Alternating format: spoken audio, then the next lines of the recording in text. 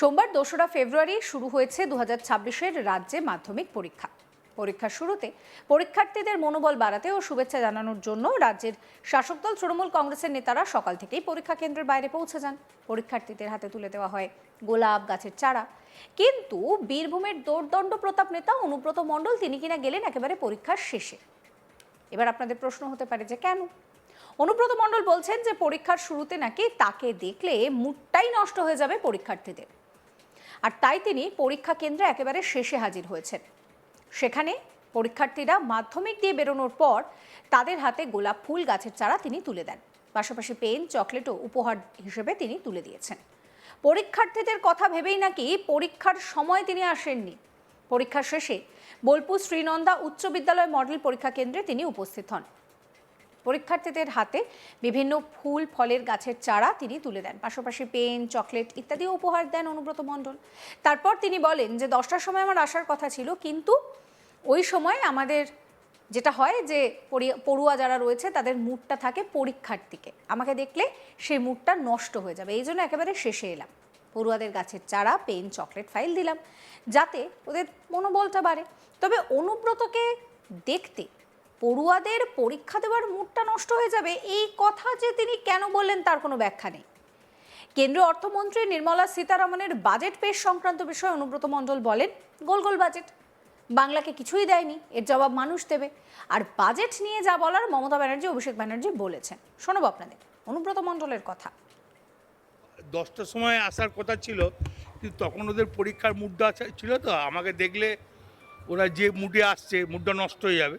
ওই জন্য 2টোর সময় আমি পুরোহিতকে বললাম, বা আমাদের যারা শিক্ষক আছে মাধ্যমিক উচ্চ মাধ্যমিকে তারা এই পরিকল্পনাটা করেছে। প্রেসিডেন্ট আছে, মেন পুরোহিত আছে, সবাই একধার থেকে করেছে। খুব সুন্দর পরিবেশ, সব জায়গাতেই হচ্ছে। একটা জীবনের প্রথম বড় পরীক্ষা, 100 বার পরে আজকে মাধ্যমিক পরীক্ষা, একটা করে গাছ দিলাম, কলম, পেন দিলাম, আরও কিছু দিয়ে চকলেট, তারপর তোমার ফাইল সবই দেওয়া। পরীক্ষা কেন্দ্রে এই যে থিমটাকে তুলে ধরা হয়েছে, এটা থিম নয়, এটা একটা আনন্দ, ভালোবাসা। মেয়েদের যারা পরীক্ষা দিয়ে তাদের মনোবলটা বাড়বে। থিম আলাদা, একই করে ছাত্রদের পরীক্ষা ভালো হোক, এটাই চাইবো।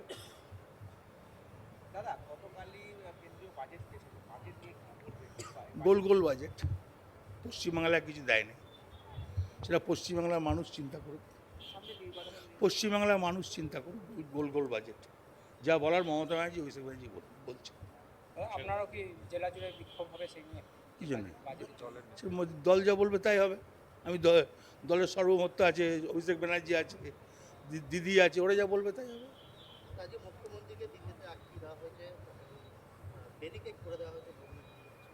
কোথায়? কোন ভবনে? বঙ্গভবন তো পশ্চিমবঙ্গ সরকারের। বঙ্গভবন তো পশ্চিমবঙ্গ সরকারের। তো বঙ্গভবন তো পশ্চিমবাংলা সরকারের।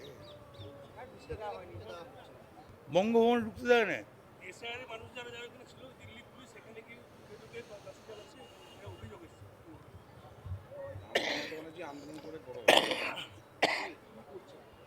ওর নাম তো মমতা ব্যানার্জি, আন্দোলন করে সিপিএম তাড়িয়েছে। তো এসআরে যদি কোনো লোকজন ওখানে যারা গিয়েছে, মমতা ব্যানার্জি নিয়ে গেছে, মমতা ব্যানার্জি কী করে আন্দোলন করতে হয় জানে। ঠিক আছে। অন্যদিকে এদিন মাধ্যমিক পরীক্ষার শুরুতেই নানুর সিএম উচ্চ বিদ্যালয়ে যান বীরভূমের জেলা পরিষদের সভাধিপতি কাজল শেখ। পরীক্ষার্থীদের হাতে গোলাপ ফুল, জলের বোতল, পেন তুলে দেন তিনি। কি বলছেন কাজল শেখ, শোনাবো। মাধ্যমিক পরীক্ষা জীবনের প্রথম পরীক্ষা স্টুডেন্টদের ক্ষেত্রে। সারা বাংলার প্রত্যেকটি স্কুলে যেসব আমার স্নেহের ছাত্রছাত্রীরা আজকে মাধ্যমিক পরীক্ষায় বসতে চলেছে, তাদের প্রত্যেকের আমার শুভকামনা, শুভেচ্ছা রইল, স্নেহাশিস রইল। তাদের জীবনের চলার পথ আরও সুগম হোক, আরও সুদৃঢ় হোক, তারা এগিয়ে চলুক এবং মাধ্যমিক পরীক্ষায় উত্তীর্ণ হয়ে ভালো রেজাল্ট করে দেশ দেশান্তরে ছড়িয়ে পড়ুক। বঙ্গজননী বাংলার মা মাননীয় মুখ্যমন্ত্রী মাননীয় মমতা বন্দ্যোপাধ্যায় সারা বাংলায় এডুকেশনের ক্ষেত্রে তিনি একের পর এক জনমুখী প্রকল্প বাস্তবায়িত করেছেন। স্কুল ছুট ছাত্রছাত্রীদের স্কুলমুখী করার জন্য বই খাতা পেন্সিল জুতো থেকে শুরু করে একের পর এক কন্যাশ্রীর মতো যুগান্তকারী পদক্ষেপ নিয়েছেন, প্রকল্প তিনি বাস্তবায়িত করেছেন।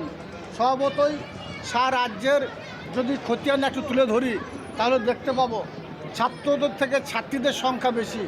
কারণ আমাদের সবসময় যেন চেষ্টা করতে হবে আমার মায়েরা, আমার মহিলারা তারা যেন এগিয়ে যায়। আমি যদি বীরভূম জেলার কথা বলি, বীরভূম জেলায় 31,785 জন ছাত্র, 41,785 জন ছাত্রছাত্রী আজকে পরীক্ষায় অংশগ্রহণ করেছে। সেক্ষেত্রেও 131টা সেন্টার আছে, তার মধ্যে নানুর সিএম হাই স্কুল একটা সেন্টার। স্বভাবত এখানে এসে এখানকার ছাত্রছাত্রীর সংখ্যা প্রায় 288। তাদেরকে শুভেচ্ছা জানালাম, তাদেরকে স্নেহাশি জানালাম, তাদেরকে একটা ফুল, একটা পেন এবং জলের বোতল দিয়ে শুভেচ্ছা জানালাম। তারা যেন ভালোভাবে পরীক্ষা দেয় এবং তাদের আগামী দিনে চলার পথ যেন সুদৃঢ় হয়, সুগম হয়। তারা যেন এই সিএম হাই স্কুল থেকে ভালো রেজাল্ট করে, ভালো পরীক্ষা দিয়ে আমাদের নাম রোশন করে, এটাই আমাদের কামনা, এটাই আমাদের বাসনা। অবশ্যই আমিও একদিন মাধ্যমিক পরীক্ষা দিয়েছিলাম, তো তখন এই ধরনের আমাদের পাশে কেউ দাঁড়ায়নি। তখন আমাদেরকে উৎসাহ দেওয়ার জন্য কেউ আসেনি। আমরা মাননীয় মুখ্যমন্ত্রী মাননীয় মমতা বন্দ্যোপাধ্যায়ের নির্দেশে আমরা সারা বাংলার যারা মামাটি মানুষের সৈনিক আছি, আমরা প্রত্যেকটি স্কুলে স্কুলে এভাবেই তাদেরকে পরিষেবা দেওয়ার চেষ্টা করছি। সঙ্গে সঙ্গে আমাদের সারা বীরভূম জেলার যে 131টা সেন্টার আছে, প্রত্যেকটি সেন্টারের পাশে একটা করে আমরা আমাদের স্বেচ্ছাসেবকরা সেখানে বসে আছে। সেখানে যে গার্জেনরা থাকবে, অভিভাবক থাকবে, তাদেরকে পরিষেবা দেওয়ার জন্য, চা জল খাওয়ানোর জন্য, বসানোর জন্য সে ব্যবস্থা আমরা করেছি। প্রসঙ্গত সোমবার থেকে শুরু হয়েছে রাজ্যে মাধ্যমিক পরীক্ষা।